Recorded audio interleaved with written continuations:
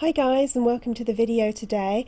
Now I'm going to be talking about Pinterest today, and I've got 6 very quick tips for you. Now Pinterest is a platform that I really enjoy. It's great for bringing traffic back to your business, to your blog, to your website. It's also very good for revenue creating, in the sense that a lot of purchases that are made are actually because somebody has seen them on Pinterest. So if you've got a product-based business, it's very good. It's also good for services. You just need to make sure that you create some nice visuals to go along with your pins.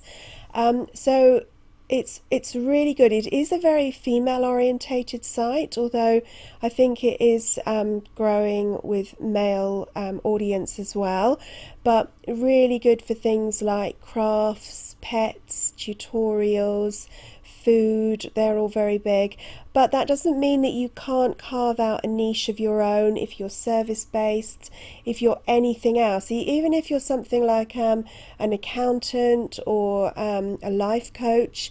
You've just got to get a little bit creative with the pins that you use. And a great one for creating them, I've talked about it before, a free program, is something called PicMonkey, PicMonkey. So definitely worth checking that out if you want to create some quotes and things like that. Okay, so if you haven't created a Pinterest account yet, head over to Pinterest, and if you're doing this for your business, I would set up a business account on Pinterest, because it just gives you more flexibility, a few more things that you can do. So this isn't a full tutorial on Pinterest, but maybe for those people that have already got their profile set up, I'm just going to give you 6 tips just to make sure that you're following, because it just sets you up to best advantage. So when you come on here, obviously fill out your profile. So you want to put your name, whether that's your name or your business name, where you're based. You want to put your website address, and you just do that by clicking on the edit profile here, and then you can change all these things, and you can put a brief bio about yourself. I try to put a few keywords in there so that people know what you're offering. So if you're offering an Etsy store or something like that, put the handmade creations that you're making and that you're offering. If you're a tax accountant, put those details in there. Now you also want to add in your Facebook and your Twitter profiles, and what you do is you just go into your account settings, scroll down to the bottom, and you can connect them there, and then they will appear on your profile. So it's good to have those, because it's just a little bit of social proof. Maybe you're only just starting out on Pinterest, but you've got a big following on Facebook, for example. So it's good to have those so people can find you in different places. Now, as to the boards, I would create boards around what you offer. So if you're a pet business, have some different pet-based boards, crafts.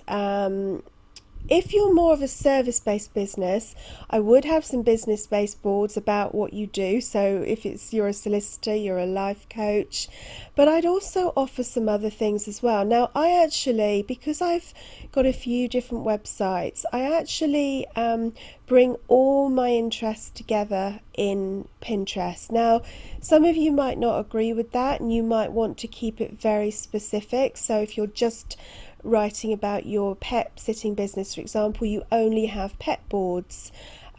I've got my business board for Cartwheels Across the Sky Marketing, I've got arts and crafts, I've got pets, but I've also got a lot of other things that I just enjoy. So history, gardens, jewellery, I've got one for quotes. Now, the reason I do it that way, and I'm not being prescriptive, do whatever you think is best for your business. I just obviously enjoy pinning in those on those different subject areas, and I just feel it's a different way that people might come across you, might find you, and if they see a pin that you like, they might check out your profile and be interested. I mean, all of us, I know we're always told to kind of focus on your niche, but all of us are usually multi-passionate. We have lots of different interests.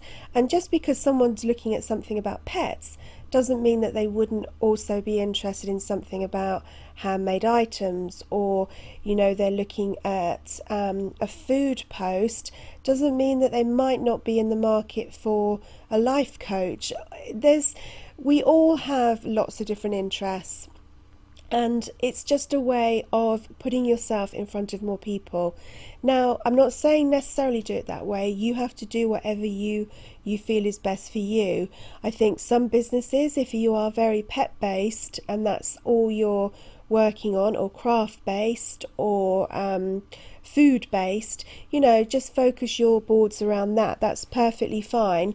But if you do like using Pinterest, you do enjoy pinning, then I don't think there's any harm, by the same token, in growing your business through pinning in lots of different areas.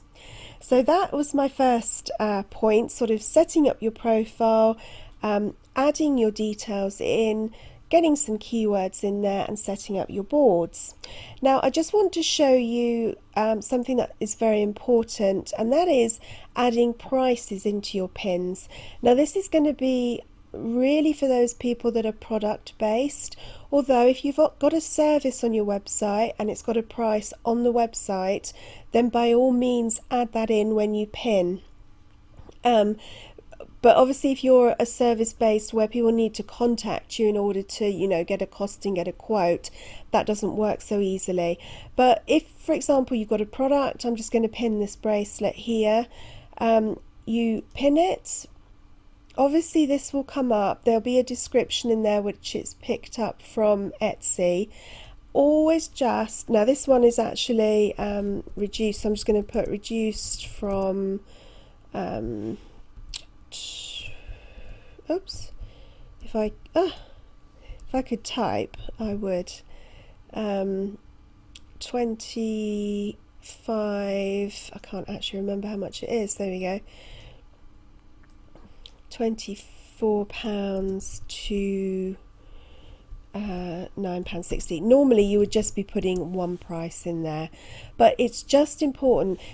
The research has shown that people are far more likely to pin through to a post that's got a price on. Now, the reason for that is when people are scrolling through quickly and they see an item, so say for example they saw this bracelet, they liked it. When you're scrolling through quickly, you might not even realize that that item is for sale. It could just be something that somebody likes, but there's no actual sale behind it. So A, when you put a price on, it makes it very clear to people that it is actually available, and B, people are more likely to click through if they recognize that it's in their price range. So, there's going to be lots of things on Pinterest, from this bracelet here for £9.60 up to bracelets that are worth thousands of pounds. So it doesn't matter if your bracelet is thousands of pounds, it doesn't matter if your bracelet is £9.60, but people are going to click through if it's right for them. Lots of people are going to be looking for high-end items, so don't think, oh, my product, my service is too expensive, I better not put the price on. No, you're going to attract more of the right kind of people if you've got a price on there. So I'm just going to pin that to my Art of Crafts board, and then if I pop back here, I go onto that board, and then you can see there it's got the price on, and as I say, people are more likely to pin through. Now, if you're pinning somebody else's, obviously there's no need to do that. Just pin, whatever it is onto your board just as it is. If you want to add a comment, that's fine. But you always add a price if it's your own product or service. With affiliate products, don't do that always. I know Amazon has some rules about you're not allowed to put prices on there. So I'm only talking about now if it is your own products and your own services. Okay, now the other important thing about Pinterest is when you pin anything, it must go back directly to what you're pinning. So what do I mean by that? Let's just head over to my Cartwheels Across the Sky. Now, this is a video I created about how to use hashtags. So when I'd created the post on my website, I pinned it onto my board, sorry about that, pinned it onto my board on Pinterest. Now, when someone clicks on that, they think, oh, I'd like to have a look at that, I want to find out more about it. They click through. It's really important that when they click through, they find the actual post that it's all about. Now, what do I mean by that? You don't want to pin something to Pinterest that when somebody clicks through, it takes them to the home page of your website or your blog. And that's true of products, it's true of services, it's true of blog posts. If somebody clicks through and they don't get to exactly what the pin was, they're not going to look around, take any time looking around for that particular post. Same as if I'd pinned the that bracelet just now and I'd only linked it through to the home page of my Etsy store. They'd arrive there, they wouldn't immediately see that bracelet, they're going to click away. People's attention spans online are very, very short. Maybe they're short in real life as well, but online, people particularly they just click away, unfortunately. So you do need to make sure that whatever you pin takes them through directly, and you can see here it takes them through directly to that video.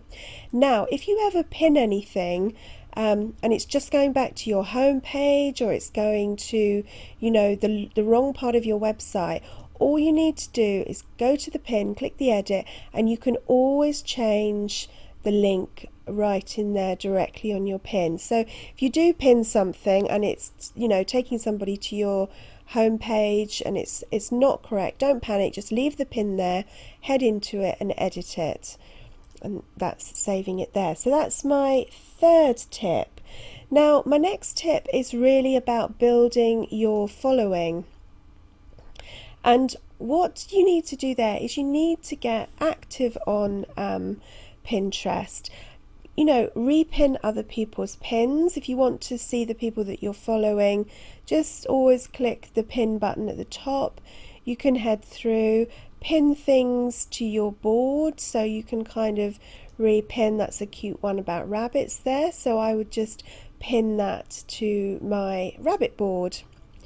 You can, the other thing you can do is you can you can like that pin, so you can like it there. You could share it on Facebook. You can go through and visit the site either by clicking on there or on the image. And the other thing you can do is to leave a comment. So it's by becoming involved that people are going to find you and follow you. Now, if you're in a niche, obviously particularly focus on other people. Maybe you're a dog lover, you comment on other people's dog posts, pet posts, because they're probably likely to be people that are interested in what you've got to offer. So just have a look through, start following some other people. So if you're interested in rabbits, let's just say, just click through, do a search for rabbits. Now that's going to bring up all your pins, all the pins, your pins, other pinners and boards. So if you go to pinners, now that's going to be all different sorts of people that focus about rabbits. So maybe you start following some of those people. If you're a pet sitter, you follow some other dog lovers. You know, if you're a life coach, you just have to look through in that area. Think about the themes that people who might be interested in what you've got to offer might be looking at. You know, some things are much easier and some things are more broad spectrum. So you just have to have a look through and see the types of people, but also pin things that are relevant to your niche. So as I said, create some images in PicMonkey. But basically just, it is a social network. So as much as pinning your own things, you do need to get involved in things on other people's pins that they've added as well, and that will help you get found much more easily. Now, I know this video is going on a little bit, so just two final quick things. In the sidebar of your blog or on your website, where you've got all your social media buttons, just make sure you've got one that goes back to your Pinterest boards there, because if people want to find out more about you, they want to follow you on Pinterest, then they're likely to click through and find you there. And my final tip is just always if you add a product to your website or you add a blog post, always have either a share bar or share pins. It's different for every type of website. So I've got a website built on the WordPress platform, but you might have a Blogger one, you might have your Etsy store, but every time you add something new, whether it's content, whether it's a product, whether it's a service, just make sure you pin that to your Pinterest, because it's a way of getting more traffic. The easiest way, as I say, is with buttons like this. If you really haven't got anything like that, then just take the URL and copy it, and then you go to the board that you want to pin it to, and then you add a pin, and you can do it manually. So then you would have to create an image, and it could be the one that you used in your blog post, or it could be you could screenshot something like that, or create something in PicMonkey, upload it, and then you've just got space in there to put the URL in, to write a little bit about it, and then you pin it. So basically there's three ways of pinning to Pinterest. You either do it from a site, from a button like that, you can upload it manually as I've shown you just there, or if you're on a website and you see something interesting, if you have a pin button on your toolbar, you can just use that, click on pin, it'll pick up anything on that site that it's possible to pin, and then you just choose the one you want to pin. So that's the three ways of adding things to Pinterest. So I hope that's been helpful. If I just recap, you just need to set up your Pinterest account. I would choose a business profile for your Pinterest account if you haven't set one up already. If you have and it's a personal account, there is a way of transferring it into a business account if you want to do that. So set up your profile, add your keywords, add your website, make sure it's linked to Facebook and Twitter. Always include a price when you're adding your services or products. Always link back direct to the product or service, not to the home page of your website or blog. Get active, following, liking, commenting on other people's pins and repinning.